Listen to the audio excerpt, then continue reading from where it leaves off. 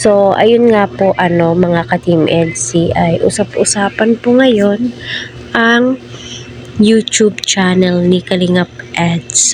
So, kita naman po natin na napaka-active na po niyang mag-upload dahil dyan po niya kinukuha yung pagtulong po niya sa kanyang mga beneficiary, no, at pagla-live po niya, kasi may mga scholar na nga po itong si Kalingap Eds.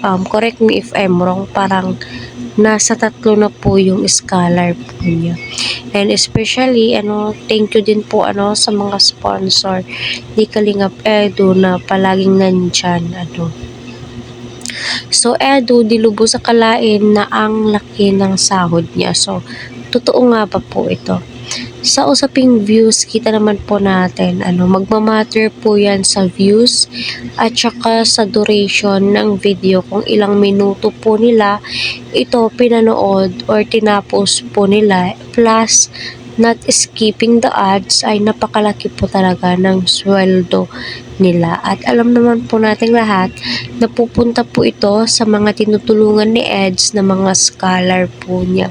So, alam naman po natin na napaka-responsable po ni Edu, napaka-hands-on niya po sa kanyang mga tinutulungan, at kita naman po natin iyon sa kanyang mga vlogs. Grabe po talaga si Eds. Kahit na napakalayo, napakaliblib na lugar, ay pinupuntahan po niya para makahanap ng mai-scoutan po niya. Kaya patuloy po nating suportahan si Kalingap Rab, Kuya Val, Kalingap Edu at ang buong team. Huwag po natin skip ang kanilang ads. So, sa usapang sahod naman po, deserve po ng bawat isa po yan. Deserve na deserve po ni Edu yung blessings na natatanggap po niya. Kasi pinagpaguran po nila yan yung effort po nila, and syempre sa mga taong patuloy na tumatangkilik at patuloy na nagtitiwala po sa kanila, yung willing po talaga na sila ay videohan para may upload po to sa Facebook at saka YouTube. Syempre, kung hindi po nila i-upload, saan po sila kukuha ng pangsahod po nila at pangbigay po ng tulong nila, diba? So, napakalaking tulong po talaga itong YouTube community, kaya marami nga po ang natutulungan.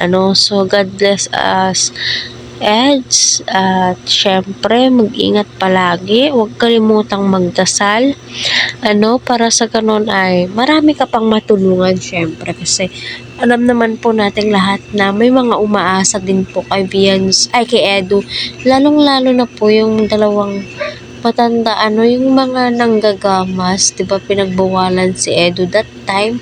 I hope na nabalikan na po ni Edu kung ano po yung totoong status po nila, kasi alam naman po nating lahat na maraming mga